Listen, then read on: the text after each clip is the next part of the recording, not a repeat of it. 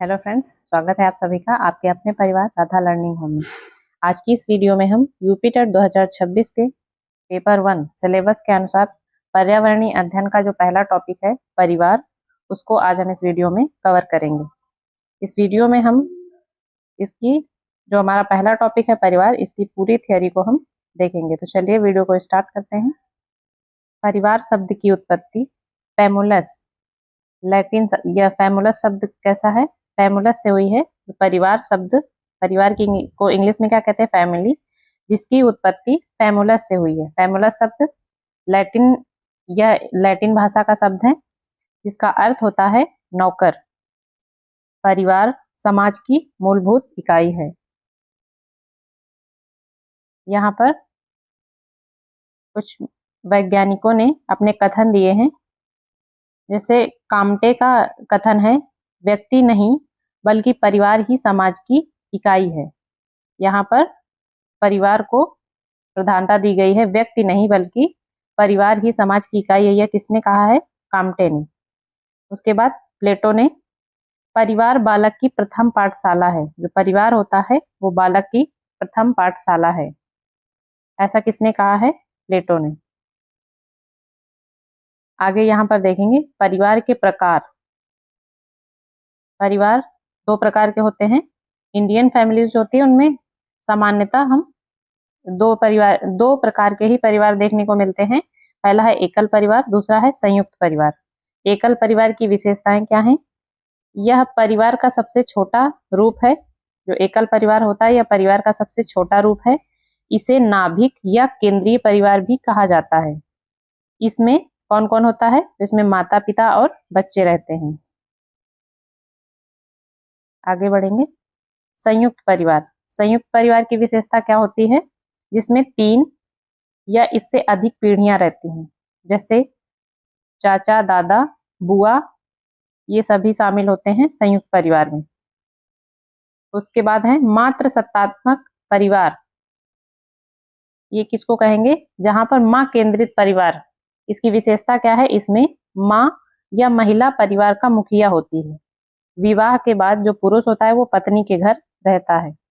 इसको हम क्या कहेंगे? मात्र सत्तात्मक परिवार।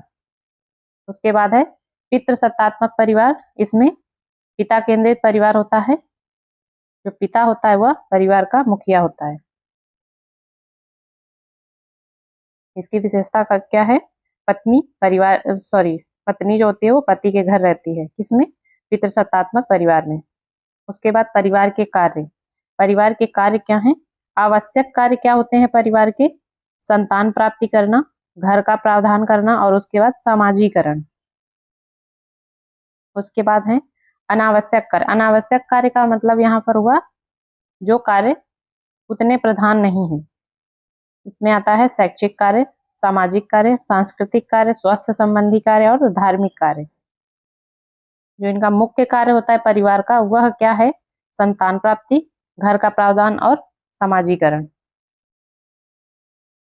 अब इसी क्रम में हम देखेंगे आवास। ये आपका जो परिवार चैप्टर है, ये जो टॉपिक है, इसमें इसको भी पढ़ना है। यहाँ पर एक शब्द दिया गया है डोंगा। इसका अर्थ क्या होता है?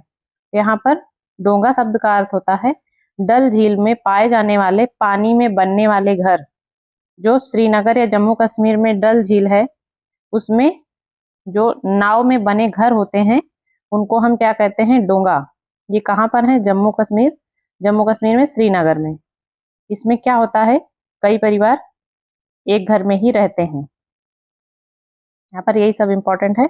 इसकी विशेषता क्या होती है डोंगा की? यह डल झील में पाए जाते हैं। यह मतलब पानी में तैरने वाले घर हैं जो कि नाव में बने होते हैं। और ये जम्मू कश्मीर श्रीनगर में इसमें कई परिवार जो होते हैं वो एक ही घर में रहते हैं और ये घर झील में तैरते हैं। और यहाँ पर नदियां कौन कौन सी? डल झील और झेलम नदी। उसके बाद मेहराब। मेहराब शब्द का अर्थ क्या होता है? कश्मीर में दरवाजों व खिड़कियों पर बने सुंदर डिजाइन, इनको क्या कहते हैं? मेहराब कहते हैं। कहाँ पर? कश्मीर में दरवाजे व खिड़कियों पर बने सुंदर डिजाइन को मेहराब कहते हैं। उसके बाद है रेबो। रेबो का क्या अर्थ है? यहाँ पर लद्दाख लद्दाख की चंगा जनजाति याक के बालों का प्रयोग करके, इनका याक के जो बाल होते हैं इनका प्रयोग करके पट्टियां बनाई जाती हैं। उन पट्टियों की सहायता से बड़े शंकु के आकार का एक तंबू बनाते हैं। उसी तंबू को ये लोग क्या कहते हैं? रेबो कहते हैं। मतलब ये भी एक प्रकार का घर है। लद्दाख की चंगा जनजाति याक के बालों का प्रयोग करके बड़े शंकु के आकार का तंबू बनाते हैं, इसे रेबो कहते हैं। उसके बाद आवास के जो प्रारंभिक रूप होते थे वो कैसे थे? गुफाएं। पहले जो प्रारंभिक काल था उसमें मनुष्य कहाँ पर रहता था? गुफाओं में। उसके बाद मिट्टी के घर, ये राजस्थान में, ये गर्म स्थानों में पाए जाते हैं मिट्टी के घर, क्योंकि ये ठंडक देते हैं। तो ये कहाँ पर पाए जाते हैं? राजस्थान में। पत्थर के घर कहाँ बनाए जाते हैं? तो ये लद्दाख में, ठंडे स्थानों में, ताकि घर को गर्म रखा जा सके। तो ये पत्थर और लकड़ी की सहायता से बनाए जाते हैं। कहाँ के? लद्दाख के घर। उसके बाद लकड़ी और बांस के घर कहाँ पाए जाते हैं? ये असम में। इनका प्रयोग जब घर को ऊंचाई पर बनाना होता है, जैसे ये जमीन जो पृथ्वी होती है उससे थोड़ी ऊंचाई पर, तो ये बांस की सहायता से या लकड़ी की सहायता से यहाँ पर घर को इस तरह से बनाया जाता है, ताकि जो पानी का बहाव है उससे उनको कोई इफेक्ट ना पड़े।